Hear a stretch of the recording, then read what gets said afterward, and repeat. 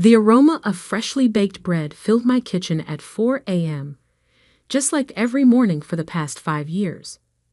While most of Boston's financial district still slept, I was already elbow-deep in dough, preparing for another day at Sweet Success Bakery. The irony of the name wasn't lost on me. My family had mockingly suggested it when I first opened, certain I would fail within months. I'm Rose Hamilton, the youngest daughter of the Hamilton family, once one of Boston's most prominent business dynasties. I say once because at this very moment, Hamilton Enterprises was facing bankruptcy, and my family's empire was crumbling. Not that they knew I was aware of their financial troubles. They'd stopped speaking to me years ago when I chose baking over banking. The industrial mixer hummed steadily as I prepared another batch of croissant dough. My assistant manager, Lisa, would arrive in an hour, followed by the rest of my staff. My little bakery now employed 30 people across 3 locations. Though my family didn't know that either, they still pictured me in a tiny storefront, playing at being a business owner while they ran their real company. My phone buzzed, an email from James Chin, my financial advisor. Confidential. Hamilton Enterprises stock dropped another 15% yesterday. They'll have to declare bankruptcy by end of week, unless they find a buyer. Shall we proceed as discussed? I smiled, remembering the last family dinner I'd attended 5 years ago. It was the night I announced I was leaving my position as junior financial analyst at Hamilton Enterprises to open a bakery. A bakery. My older sister Catherine had laughed, nearly choking on her wine. What a waste of your business degree. Really, Rose? My father sighed, looking disappointed as usual. This is beneath you, beneath this family. My mother simply shook her head, while my brother Alexander, the CEO of Hamilton Enterprises, smirked. Well, when your little hobby fails, don't come crying to us for a job. I had walked out that night and never looked back. What they didn't know was that I'd seen the warning signs even then. Questionable accounting practices, risky investments, Alexander's increasing desperation to maintain the appearance of success. I had tried to warn them, but who would listen to the baby of the family who just wanted to bake cookies? So I had quietly built my own empire while theirs began to crack. Sweet Success wasn't just a bakery. It was the flagship of Sweet Success Enterprises, a corporation that now included a wholesale business supplying high-end restaurants, a cooking school, and a line of specialty baking ingredients sold in stores across New England. Last year's revenue, $22 million. But on paper, everything was hidden under shell companies and different names. To the world, and my family, I was just the owner of a modest bakery chain. The bell above the back door chimed as Lisa arrived. Morning, boss. Ready for another busy day? I wiped flour from my hands and checked my phone one more time. Another email, this one from my lawyer. All paperwork in place. Ready to move whenever you give the word. More than ready, I replied to Lisa, thinking of the meeting I knew was coming. Soon, my family would have no choice but to turn to the one person they had underestimated all these years. The morning rush kept us busy, as usual. Executives from nearby financial firms lined up for our famous almond croissants and fresh brewed coffee. Several faces I recognized from Hamilton Enterprises. Mid-level managers who had no idea their company was about to implode, or that their CEO's little sister was the one serving them breakfast. Around 10 a.m., my phone rang, a number I hadn't seen in years. Catherine. Rose? Her voice had lost its usual condescending tone, replaced by barely concealed panic. We need to talk. It's important. I kept my voice neutral. I'm rather busy, Catherine. The bakery, you know. Please, she almost whispered. It's about the company. We need your help. I closed my eyes, savoring the moment I had known would come. I have a meeting with my wholesale suppliers at 2 p.m. I could meet you at 4. Thank you, she breathed. The company office? No, I said firmly. My office, above the bakery. There was a pause. I could almost hear her swallowing her pride. Fine, we'll be there. After hanging up, I called James. They're coming? Is everything ready? All set, he confirmed. I've prepared all the documentation showing exactly how Alex mismanaged the company. The board is already secretly on board with our plan. They just need your family to agree. I thanked him and went back to work, losing myself in the rhythm of baking. People often asked why I still worked in the kitchen when I could afford to step back. The truth was, I found peace in the precision of pastry, the chemistry of baking. While Alexander had played with numbers to make failures look like successes, I had built something real, something people could taste and touch and enjoy. At 3:55 p.m., I changed out of my flour-dusted chef's coat into a crisp black blazer. I had just settled behind my desk when Lisa knocked. They're here, she said, trying to hide her excitement. She was one of the few who knew the full story. All 3 of them. I nodded. Send them up. Catherine entered first, her designer heels clicking on the hardwood floor. She looked thinner than I remembered, stress evident in the lines around her eyes. Alexander followed, his once immaculate suit slightly rumpled, his confident stride replaced by a nervous shuffle. My father came last, and my heart clenched. He had aged decades in 5 years. They took in my office with poorly concealed surprise. The space was professional, elegant even, with large windows overlooking the financial district. Framed magazine articles hung on one wall. Sweet Success. Boston's rising star in artisanal baking. Innovation in traditional pastry. 30 under 30. Food entrepreneurs. I wondered if they'd ever bothered to read any of them. Thank you for meeting with us, Catherine began, clearly appointed as spokesperson. We need your signature. I raised an eyebrow. My signature? Alexander exploded. Don't play dumb, Rose.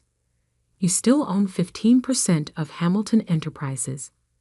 We need all shareholders to agree to the sale, or everything is lost. I leaned back in my chair. The sale to Global Dynamics? For pennies on the dollar? The same sale that would leave all our employees without severance, our suppliers unpaid, and our family name in ruins? They stared at me. How did you? Catherine started. No, I finished. I may have left the company, but I never stopped watching. I saw every mistake, every bad decision, every time Alexander cooked the books to hide his failures. Alexander lunged forward. You have no proof. I opened my desk drawer and pulled out a thick folder. Actually, I have every proof.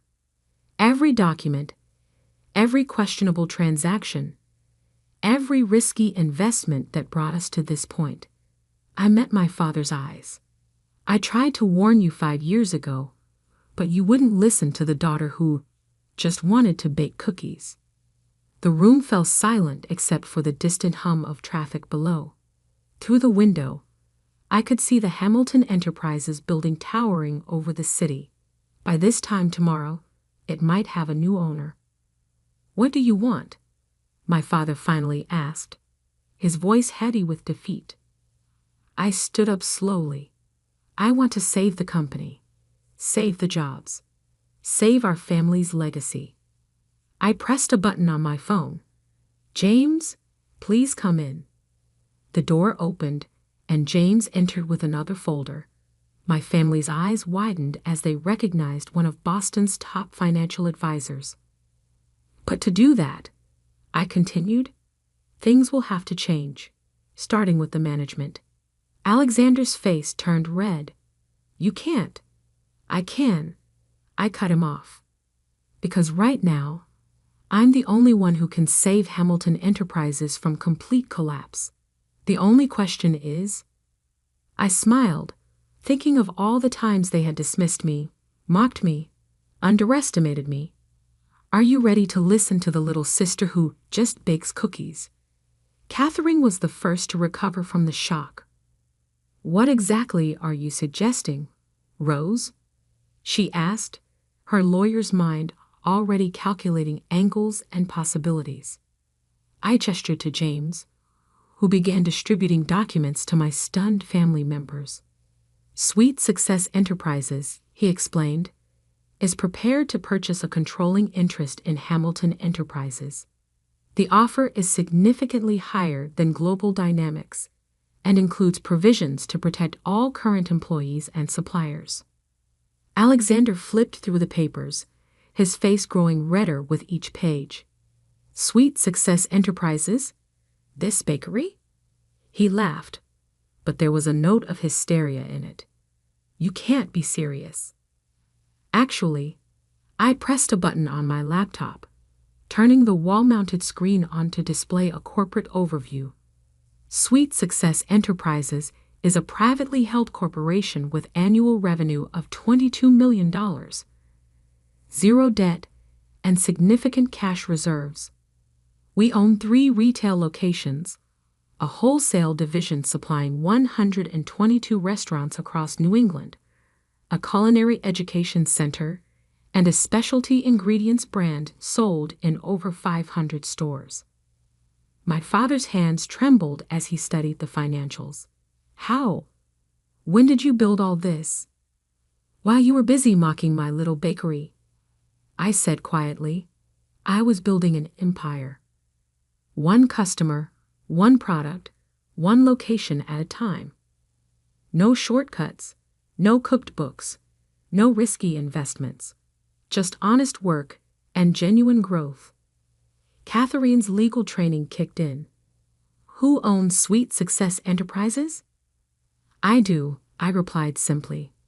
Through a series of holding companies that kept my name off any public documents. I wanted to succeed or fail on my own merits, not the Hamilton name.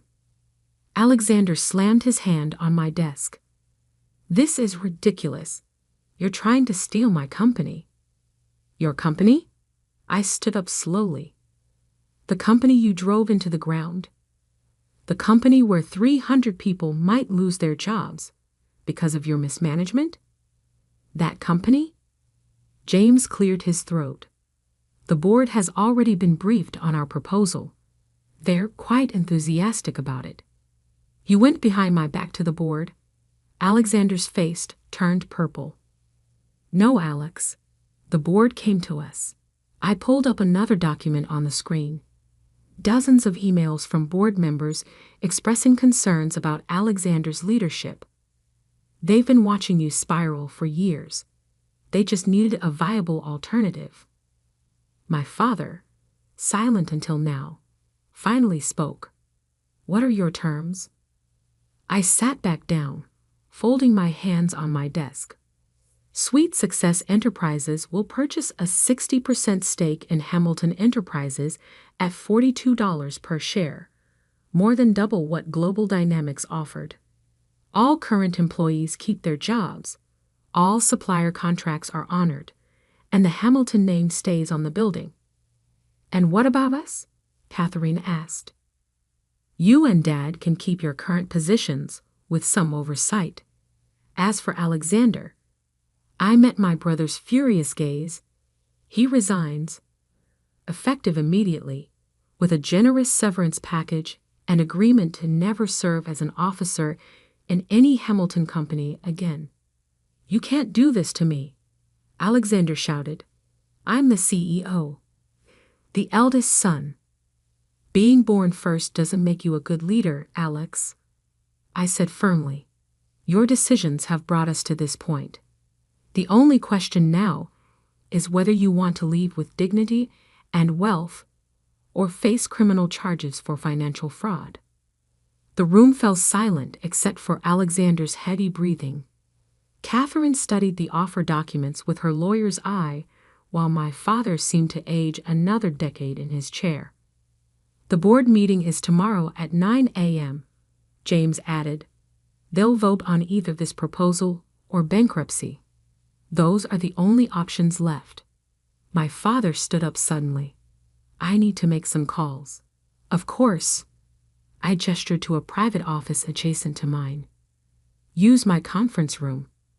As he walked out, I saw him glance at the magazine covers on my wall, really seeing them for the first time. His expression was unreadable. Catherine followed him, already on her phone, likely calling other shareholders. Alexander remained, staring at me with a mixture of hatred and disbelief. How long have you been planning this? He demanded. I haven't been planning anything, Alex. I've been building my own successful company while watching you destroy ours. The only difference is, I learned from Mom and Dad's real legacy. What legacy? He scoffed. Hard work, integrity, creating actual value instead of just moving numbers around. I stood up and walked to the window, looking out at the city we both loved. Did you know Mom started Hamilton Enterprises in our garage? Dad was still teaching high school then. They built it from nothing, one client at a time, just like I built Sweet Success. And now you're going to destroy everything they built. I turned back to him. No, Alex, I'm going to save it. From you. The next 12 hours passed in a blur of lawyers, documents, and negotiations. My father emerged from countless phone calls, looking exhausted but resigned. Catherine's legal expertise actually proved helpful as we hammered out the final details. Alexander alternated between rage and desperate bargaining, but in the end, faced with the choice between a generous exit package and potential criminal charges, he signed the resignation papers.